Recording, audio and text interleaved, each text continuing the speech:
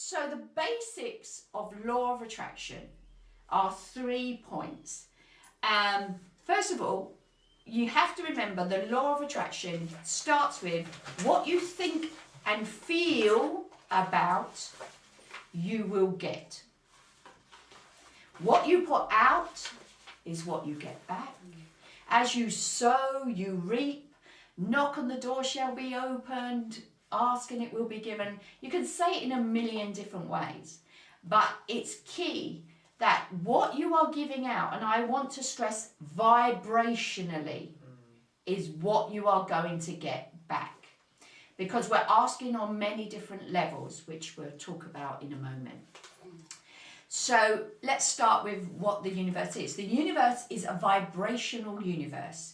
We are energy and information, and we vibrate at a certain rate. We have words that show this, don't we? Oh, I feel high today. I'm on top of the world. I feel low. I feel depressed. What you're actually describing in words is your vibrational state.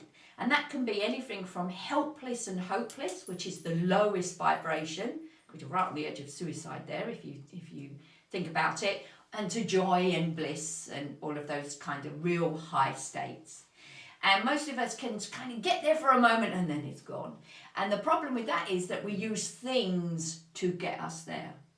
So I want you to think about all what you told me you want and really think about why you want it. Because it's not the thing that you actually want. Let's say I can only get Radio 1 if I am a matching vibration, or the dial, in this case on my radio, manages to get to 95.8. Then I can pick up and I will attract other things that are equivalent of 95.8, if you like, Radio 1. So let's say, if we say that's the 7/8, okay? Let's say capital is around 89.4. On 89.4, where you are, you're not going to be able to get those things that make you the same state as being here, but you can move from the 5. And it's the onus is on you, by the way you think, by the way you allow yourself to feel, to move up the scale or down the scale if we're not really concentrating, if we're not really awake and aware. So the first thing to say about law of attraction is it's all about how you feel in this moment. It's not about how you feel about the car or the slimness. It's the general vibration. And if you've got victimhood running, you could want and pray for the rest of your days, but that means you're down here and you're not going to attract the things that make you joyous when you're not in the matching vibration for it. So would you have to be a 10? No, you don't have to be a 10. But if you're asking for happiness, I can't get happy and feel hopeless and helpless at the same time. You cannot be in two states. So I need to be in the general area of that. Yeah? Now, there is how you feel on the specific issue as well. So, for example, you were a 5/6 on the weight, and yet you're a 7, was it? 8 on general happiness. So again, it's about your general state of being, but also on the specific subject, that you're asking for. Yeah? Okay. So there's 3 things that most law of attraction teachers will draw your attention to. So the first one is you ask. So we're asking on many different levels. With words, so I can say, please God, bring me the yellow Ferrari, or the Hyundai, or the man, or the, make me slim, I can say that with words. I can state my intention with words. And words are very powerful, because words program the brain. Our brain is like a computer. Like your computer at home, it can only play out what you have programmed into it. So if all your life you've been telling yourself you're overweight, you're fat, you're worthless, you're ugly, you're all of these things, you've got to do something about that programming, because that has gone straight. My computer doesn't go, oh, do you really really want Windows 7. Are you joking? It just goes Windows 7, yeah. So our brains just accept every instruction you give them. So we have to be careful what we're asking for. So programming the brain with words. So words are very, very powerful. Okay? Yeah. So when we come on to affirmations, you have to also be careful about how you phrase what you are asking for. Yeah, we'll come on to that a bit later. I'm asking by my thoughts, because my thoughts are words as such, aren't they? Just because I don't speak them out doesn't make any difference. Every thought creates, okay? So I might not see that creation, but on some level it's had an effect, okay? So I could be Pollyanna, oh, positively joyous, all out there, ha ha ha, everything's fantastic. Whereas inside I might feel very, very different, yeah?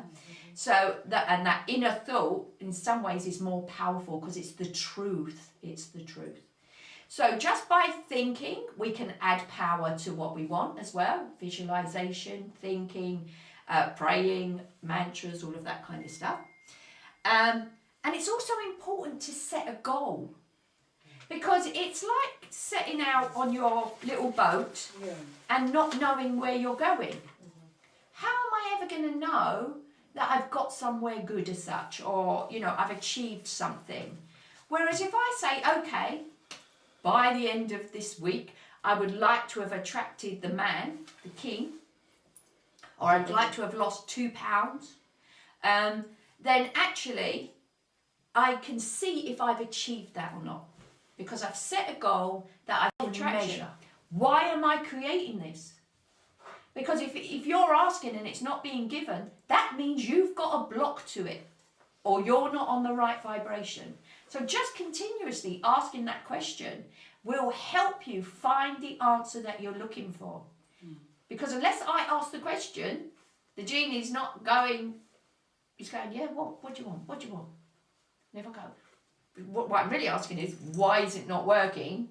And then he can give me the answer. Because he's not just giving me cards and things like that. Your inner guide, your angel, your higher self, the Holy Spirit, God, whatever you want to call it, you know, has the answer. But you've got to ask the question and then listen. Not then give yourself the answer that the little tiny conscious mind thinks it knows with. Because the Course in Miracles says we're never upset for the reason that we think we are. And you're not. You're never upset for the reason you think you are. There's always, you're in the attack defense cycle, or you're in victimhood, or whatever else. Okay? Excellent. So you ask, and it is always given. Yeah. God, the universe, whatever, has no interest in keeping anything from you. What's the point? You are already abundant. You already are love. No matter what you want to tell yourself, no matter what you want to think, you are love. I can hide it, I can deny it, I can suppress it, all of those kinds of things. It's like, I like to think of it like crisps. Let's strip it right down. Okay, I'm the original crisp, okay, and the original potato, and from me, all the other crisps in the world are made, if you like, God, yeah, and his sons, okay? Now, I can be, then I go and I start creating myself, I'm going to be salt and vinegar, and someone else says, oh, I'm going to be beef and onion, and I'm going to be cheese and onion and all that, and we end up looking very, very different. But underneath, you're still crisp. Yeah. You can tell yourself what you like, you can dress yourself up as what you like, but at the end of the day, you are love. You are fully abundant. So what about when actually you don't receive it? Right. So it's unconsciousness, is it? It's many things. Okay, I'll start with, God answers your questions in 3 ways. Yes, then you receive it. No, yes, not yet, i.e. it's not the right time for you, or I've got something better planned. Okay? So for law of attraction, it's always there waiting, ready, potentially for you to receive. But you've got to be able to receive it. So if I'm down here in helpless and hopeless, £1 million is not going to come to me, because £1 million is where wealth and abundance and completion is as such. Does that make sense? So I've got to get myself to the same feeling of wealth, I'll come on to this later, in order to be able to receive. Now, you might say, well, that's not very nice of the universe, but it's doing you a favour, isn't it? Because if it gives you the £1 million and you're in helpless and hopeless, you might actually feel good for a while. Are you going to be able to handle that money? If you're in victimhood, what are you going to be attracting? People who come and take your money, people who come and dupe you and all of that, because that's all you can attract on that level. Does that make sense? So it's about sort of divine timing kind of thing. Yes, so let's go back to that example. Is it kind of that theory, like they say, kind of, if something's for you, no one can ever take it away? Yes. Yeah. Yes. Or what's for you won't pass you by, they say. Yeah. Yes, Yeah. exactly. What's meant So, to be. yeah, so, yes, then you're on the right vibration, it comes easily. No resistance, I'm on that vibration, comes easily, yeah?